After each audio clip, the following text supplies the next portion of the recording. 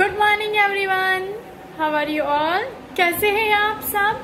मस्त, स्वस्थ, very good, बहुत अच्छे। आपको स्वस्थ ही रहना है। चलो बच्चों, एक बार हम वापस चलते हैं इस मोगली की कहानी की और एक वीडियो आपको दिखाऊंगी जो आपको बहुत अच्छा लगेगा और उसके बाद हम कुछ प्रश्न के उत्तर करेंगे। आगे बढ़े और जाने इंसान का एक बच्चा जंगल में कैसे पहुंचा, जानवरों ने उसके साथ कैसा व्यवहार किया।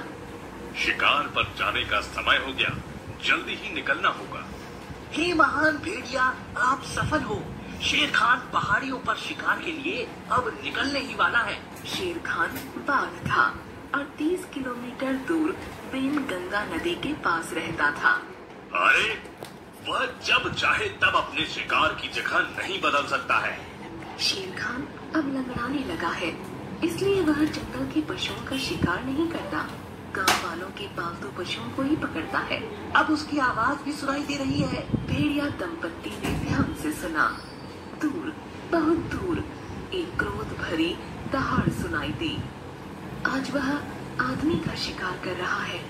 आदमी? ये तो जंगल का कानून था कि कोई भी जानवर न आदमी का शिकार करेगा न खाएगा, क्योंकि एक आदमी को मारो तो सैकड़ों बंदूकें ले लेकर जंगल में आ धमकते हैं। पहाड़ी के ऊपर कोई आ रहा है। आदमी? आदमी का बच्चा? देखो देखो। उसे यहाँ लाओ तो जरा। ओह, कितना नन्हा सा है और कितना निडर भी है। तभी शेर खान गुफा के बाहर आकर खड़ा हो गया। क्या चाहिए तुम्हें? मेरा खाना। इसके माँ बाप तो भाग गए, अब इसे मुझे सौंप दो। यह आदमी का बच्चा अब हमारा है। सुन रहे हो शेर खान? हमारा। यह हमारे साथ रहेगा, हमारे साथ घूमेगा और शिकार करेगा। फिर क्या होगा जानते हो? तुम जैसे नंगे छोटे बच्चों का शिकार करने वालों का यह शिकार करेगा। अब यहाँ से चलते बनो। देखता हूँ तुम्हारा भेड़िया दल तुम्हारी बात मानता भी है या नहीं। मैं इस आदमी के बच्चे को मोगली यानी मेंढक कहूंगी। एक दिन यही शेर खान को खत्म करेगा।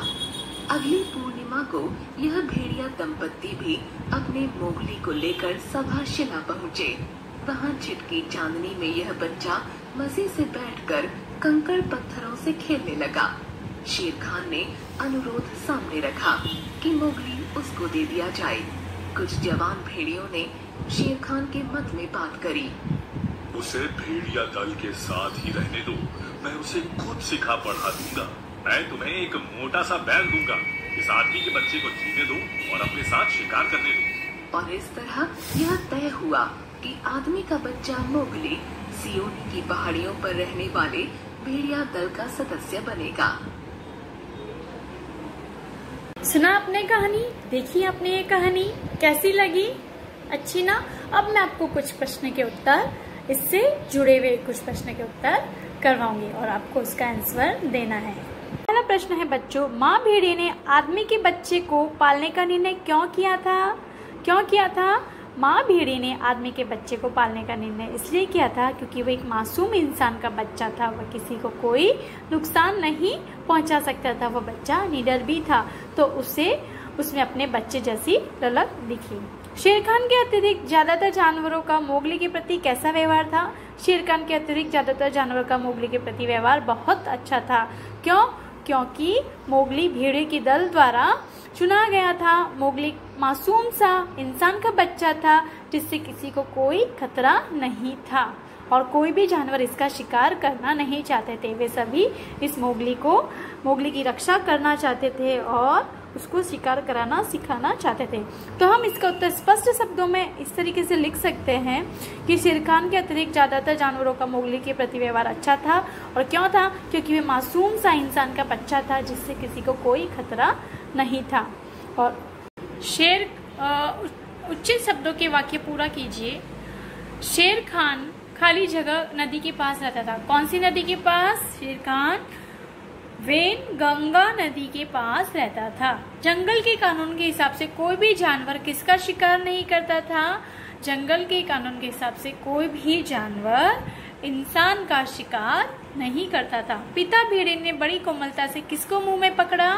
पिता भेड़िए ने बड़ी कोमलता से मोगली को मुंह में पकड़ा। माँ भेड़िए ने बच्चे का नाम क्या रखा था? मोगली।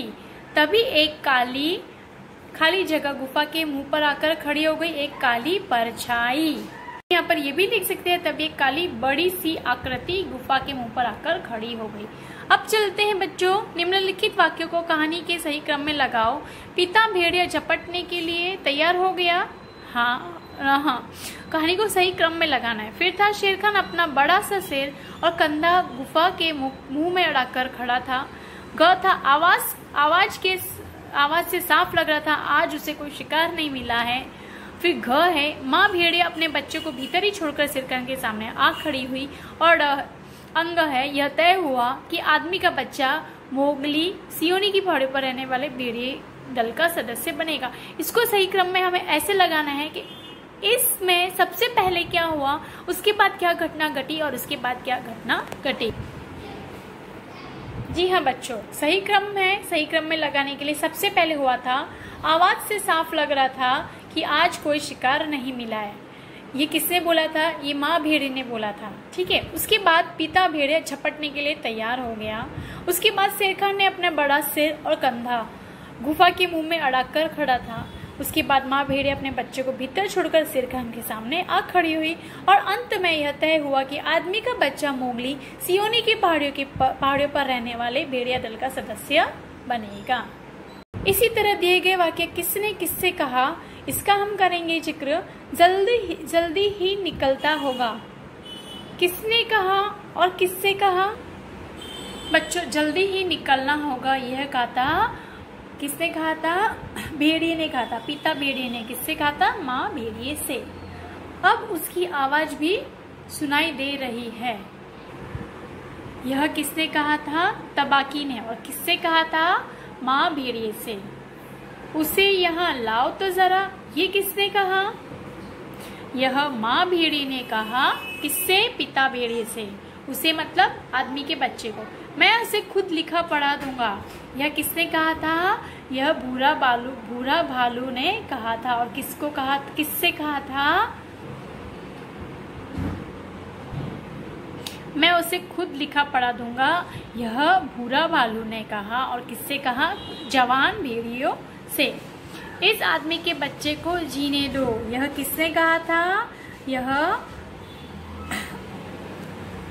काला तेंदुआ बगीरा, इन सब ने कहा था कि इस आदमी के बच्चे को जीने दो। और किससे कहा था?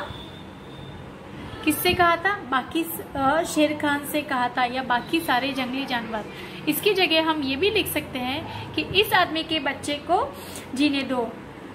एक काला तेंदुआ, किसने बोला था? ये काला तेंदुआ। और किससे कहा था? उसने सभी भेड़ियों के दल में सबको कहा था, सभी जानवरों को कहा था। किससे कहा था? सभी जानवरों को। दिए गए शब्दों की बहुवचन लिखो। भेड़िया, भेड़िए। बच्चा, बच्चे। मैं, हम। गुफा, गुफाएं। नेता, नेता का नेता ही होता है। पहाड़ी, पहाड़ियाँ। समझ आया बच्चों? मेरी अभिव्यक्ति, अगर भेड़िया दल के नेता मोगली को अपने परिवार का सदस्य नहीं बनाते तो क्या होता? सोचो और बताओ। जी हाँ बच्चों, बताओ। अगर भेड़िया दल के नेता मोगली को अपने परिवार का सदस्य नहीं बनाते तो क्या होता? तो शेर खान उस मोगली को खा जाता और वो मोगली मर जाता। इसी तरह मैं दो और क्वेश्चन पूछती हूँ, दो प्रश्न पूछती हूँ, उसके उत्तर बताइए आप क्या होगा। शेर और भेड़िए क्या खाते हैं? वे कहाँ रहते हैं? पता लगाओ। बताओ बच्चे। शेर और भेड़िए मांस खाते हैं, जंगली जानवरों को खाते हैं। ठीक है। और वे कहाँ रहते हैं? जंगल में और गुफाओं में रहते हैं। दूसरा है, भारत के किस क्षेत्र में शेरों की संख्या सबसे अधिक है? पता लगाओ। ये आपको खुद पता लगाना होगा कि सबसे ज्यादा शेर कहाँ पाए जाते हैं। ये आप अपने जो सामाजिक विज्ञान की मैम है, सोशल स्टडी की जो मैम है, आप उससे पूछिएगा, या फिर आप खुद सर्च आपको खुद सर्च करना होगा कि भारत के किस क्षेत्र में शेरों की संख्या सबसे अधिक होती है। इसी तरीके से बच्चों मेरी अनुभूति में है, चिड़ियाघर ने आपने बहुत सारे जानवर पक्षी देखे होंगे। पिंजरे में बंद जानवरों और पक्षी के हाव भाव को देखकर आपको कैसा लगा? जब आप उनके पास गए तो उनका व्यवहार कैसा था? अपने अनुभव के आधार पर बताइए। यस बच्चों, आप खुद बताइए, आप चिड़ियाघर में जाते हो, बहुत सारे पक्षियों को देखते हो, वो पिंजरों में बंद होते हैं, तो उनका कैसा हाव भाव होता है? कुछ उदास होते हैं, कुछ खुश होते हैं, कुछ रो रहे होते हैं, कुछ उछल कूद कर रहे होते हैं। तो वो हाव भाव आपको बताना है। इसकी चर्चा आपको अपने मम्मी पापा के साथ करनी है। और आपको कैसा लगता है उनको पिंजरे में देखकर? आपको आपके दिल में, आपके मन में क्या फीलिंग होती है, वो फीलिंग आपको अपने मम्मी पापा को बताना है। और जब आप उनके पास गए तो उनका व्यवहार कैसा था? क्या वह खुश हुए थे या वो और परेशान हुए थे? तो ये भी इसका उत्तर, इसके बारे में जो भी डिस्कशन है, इसके बारे में आप अपने मम्मी पापा के साथ डिस्कस करेंगे। ठीक है बच्चों, इस वीडियो में इतना ही। घर पर रहे, स्वस्थ रहे, सुरक्षित रहे। Thank you.